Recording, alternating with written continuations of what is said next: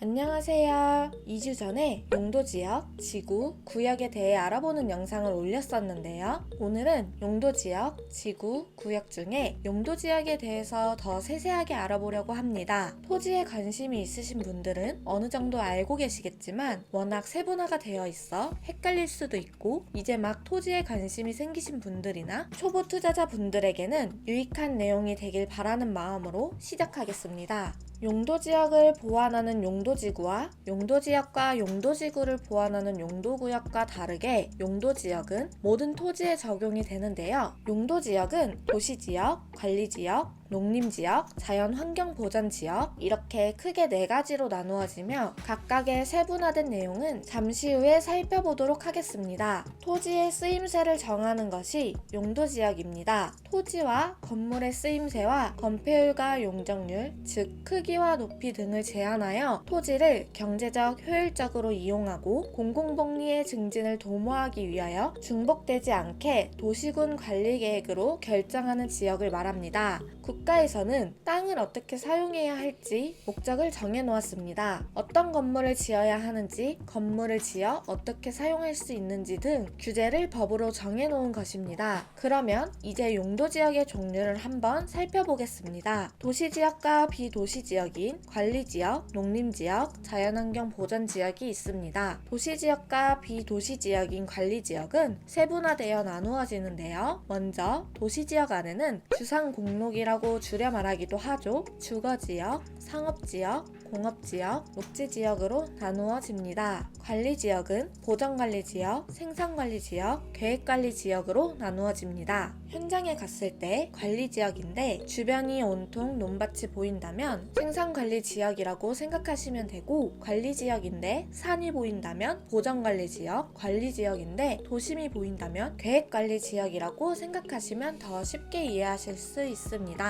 도시지역의 주상공록과 관리지역의 세분화된 내용을 더 자세히 알고 싶으시면 잠시 영상을 멈추고 천천히 살펴보시면 좋으실 것 같습니다. 용도지역을 세분화해서 어떠한 법을 정해놓았는지 자세히 알아보기 전에 건폐율과 용적률에 대해 알아보도록 하겠습니다. 건폐율은 대지 면적에 대한 건축 면적이고 용적률은 건축물 총 면적의 대지 면적에 대한 백분율입니다. 예를 들어 100평의 땅이 있는데 이 땅은 건폐율 50%, 용적률 100%라고 정해져 있습니다.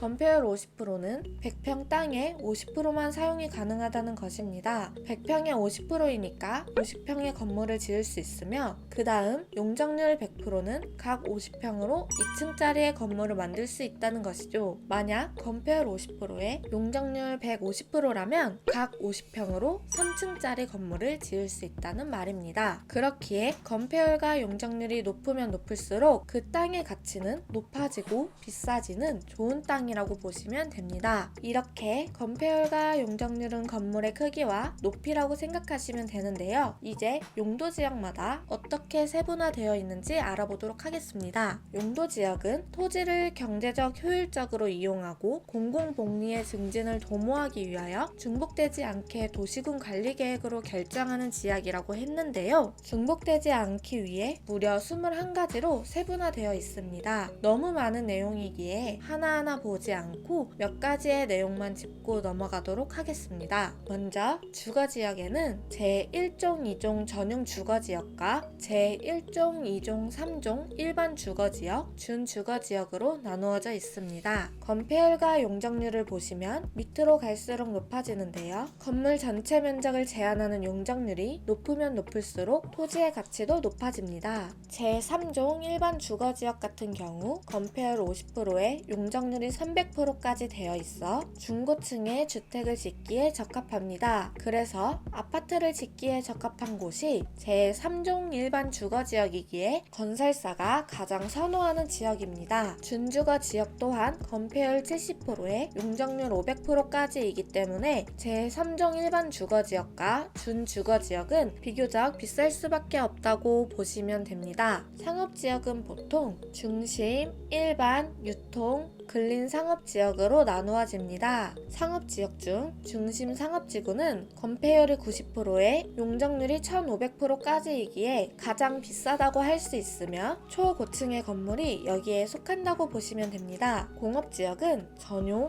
일반, 중공업 지역으로 나뉘는데 중공업 지역이 경공업과 주거, 상업, 업무의 기능까지 가능한 지역이고 건폐율 70%에 용적률 400%까지이기에 공업지역 중 가장 가치가 높다고 보시면 됩니다. 녹지지역은 보전, 생산, 자연녹지 지역으로 나누어지는데 보전녹지 지역은 자연을 보전하기 위한 목적이고 생산녹지 지역은 주로 농업을 생산하기 위한 목적이기 때문에 개발이 어렵습니다. 그나마 자연녹지 지역이 불가피하게 제한적인 개발이 가능합니다. 여기까지가 도시지역의 내용이었고 이제 비도시지역인 관리지역, 농림지역, 자연환경보전지역의 세분화된 내용을 보겠습니다. 관리지역에서는 계획관리지역이 도시지역으로 편입이 될 수 있는 지역이며 건폐율과 용적률도 높아 많은 집가 상승이 있을 수 있는 지역입니다. 그렇기에 활용도가 높고 집가 상승이 예상되는 계획관리지역이 투자적인 측면으로 좋은 지역이라고 볼 수 있습니다. 그 다음 농림지역은 농사밖에 할 수 없는 땅이며 자연환경보전지역은 자연,